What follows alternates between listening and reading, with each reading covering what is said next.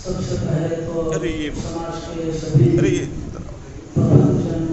और मातृशक्ति सबको मेरा वंदन। आज समाज की ही बुलाई गई है जिसके 5 बिंदु रखे गए हैं। सबसे पहले तो मैं मेरा विचार करता हूँ कि इस मीटिंग में केवल जो ये 5 बिंदु रखे हैं उसी विषय के ऊपर चर्चा हो, दूसरा विषय कोई यहाँ नहीं हो। और इसमें पहला बिंदु यह है, चुनाव होने चाहिए या नहीं होने चाहिए। चुनाव होने चाहिए, ये बहुत ही महत्वपूर्ण विषय है। बिना चुनाव के ऐसा नहीं कि कोई क्या विचार हो सकते हैं, मेरा कोई विचार हो सकता है, दूसरा कोई विचार हो सकता है। चुनाव एक ऐसी प्रक्रिया है जो आज अपने पूरे विश्व को चला रहा है। चुनाव केवल प्रतिकूल एक समाज को नहीं चला रहा, पूरे विश्व को समाज चुनाव चला रहा है। चुनाव की परिपाटी ऐसी है, तो चुनाव होना बहुत जरूरी है। चुनाव जरूरी क्यों है?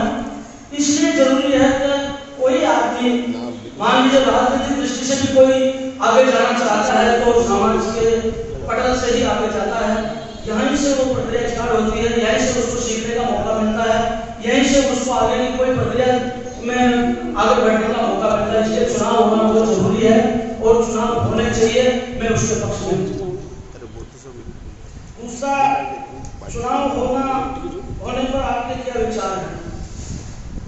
चुनाव होने पर मेरा संपूर्ण जो भी चुनाव की प्रक्रिया आप समाज भेद करके लागू करेगी उसके ऊपर मेरी सहमति है।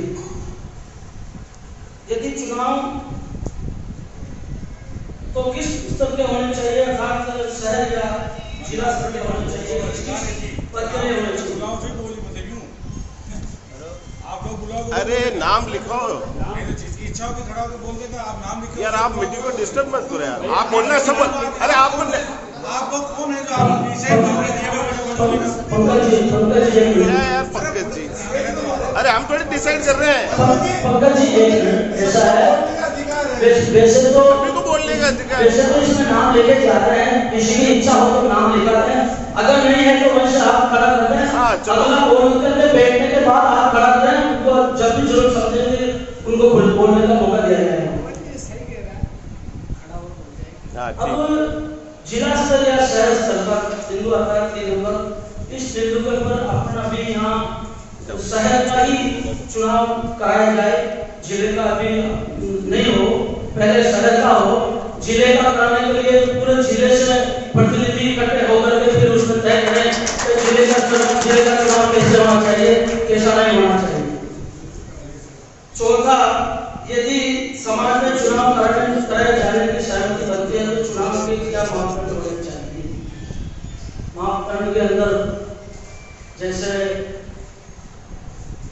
18 साल से ऊपर कहाँ तक के मतलब वोट डालने का अधिकारी होगा, और बहुत सारी प्रक्रियाएं हैं। उसमें सदस्यता शुल्क भी हो, या तो अपने लाडू डील का जो मैटर आता है तो उसमें क्या सीमित दायरा रहता हो, तो उसमें जैसे मेरे परिवार से मैं मान लूं, मैं जैसे लाडू नहीं लेता हूँ और मेरी भावना है कि मैं चुनाव में पार्टिसिपेट करना चाहता हूँ, तो मेरे को चुनाव में पार्टिसिपेट करने का मौका नहीं मिलेगा। तो मेरा विचार है कि चुनाव के अंदर या तो एक समाज की लिस्ट बने जिसके अंदर क्राइटेरिया हो कि इतने उम्र से इतनी उम्र तक वोट डालने का अधिकारी होगा। उसके अंदर जैसे एक सीमित फीस का दायरा हो, जो उसमें अपने समाज के जो एक कार्यक्रम ऑर्गेनाइज कर रहे हैं अपन, तो उसके अंदर भी खर्चा आएगा।